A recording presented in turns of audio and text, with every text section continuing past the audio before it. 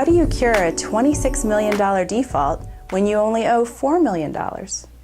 Well, according to the recent case of RE Loans versus Investors Warranty of America, you don't.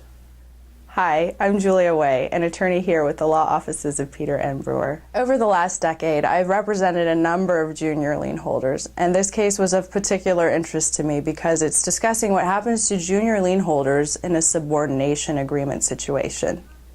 Junior lien holder RE Loans made a loan for $3 million, and it was secured by Jack's Ranch in San Luis Obispo. In this case, they agreed to subordinate their loan to senior lien holder for $4 million. Imagine their surprise when later they received a notice of default that said that the borrower was owing $26 million.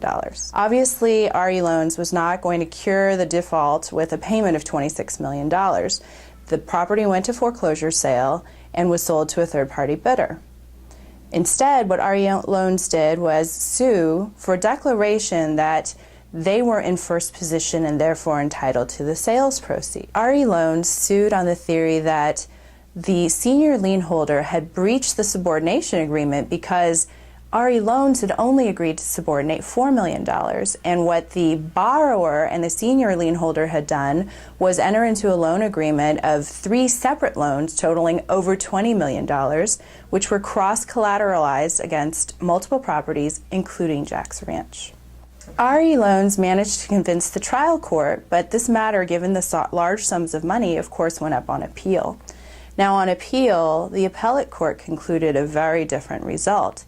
The appellate court found that since RE Loans was not a party to the loan agreements between the senior lien holder and the borrower, but only the subordination agreement, clearly RE Loans could only be responsible for up to $4 million of senior debt.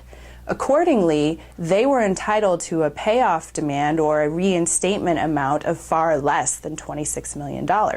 Since the record showed that they had not attempted to obtain a lower amount to cure, then the court found that they did not carry out all of the duties that they needed to accomplish in order to cure for the sale. The appellate court noted that in the notice of default, the amount to cure is an amount given to the borrower, and it's not binding on a junior lien holder. Accordingly, RE Loans was entitled to request a lower or different sum for what was required to cure just on Jack's Ranch. They didn't do so, and the court really knocked them for it in this circumstance. The takeaway from this case is that the notice of default is specific between the foreclosing lender and the borrower, and that other parties who are bound by different contractual agreements are not bound by the numbers in that particular notice of default. To learn more about our firm and to read additional publications by our attorneys, please visit www.brewerfirm.com.